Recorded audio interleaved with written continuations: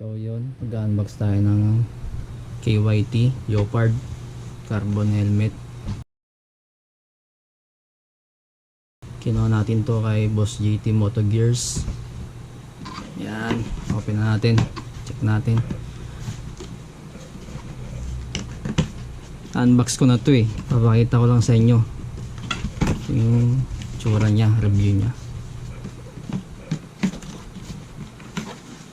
Yun, meron siyang extra visor. Ito yung clear, yung smoke lens nilagay ko dito. Visor. Ayan, lalabas na natin. Bag pa lang panalo na. Wow, ganda. Open na natin. Ay, patong muna pala natin dito sa kanyang box para kita nyo. Ay, meron din pala siyang ano guys, itong booklet, then meron siyang plate. Pakita ko.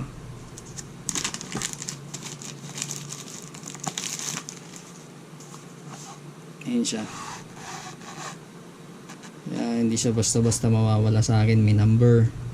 Alam ko yung kung sino makakakuha man nito. Alam, kabisado ko yung number niya.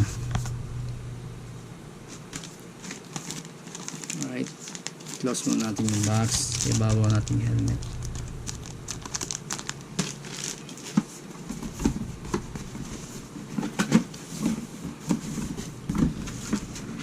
Yun, salamat pala sa iyo Boss JD sa nagbigay ng laking discount sa akin at sa mga previous mo.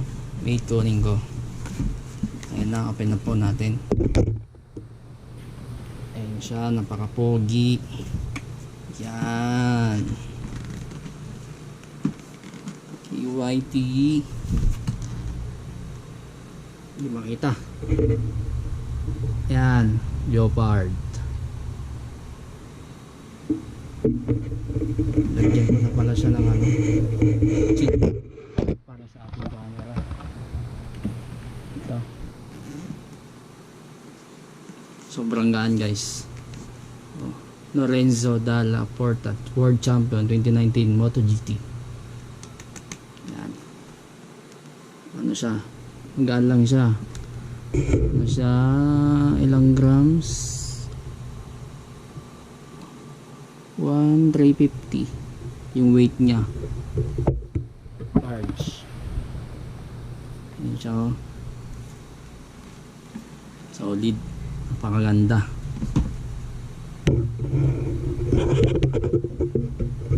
Yung freebies niya, wait ko rin natin.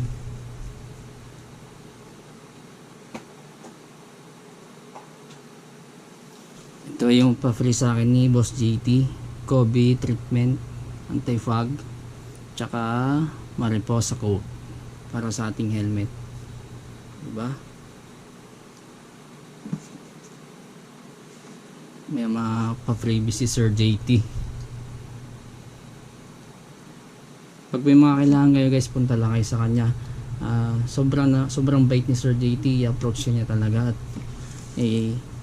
bibigay niya sa iyo yung karapat dapat sa iyong helmet. Yan, tignan nyo, napakaangas.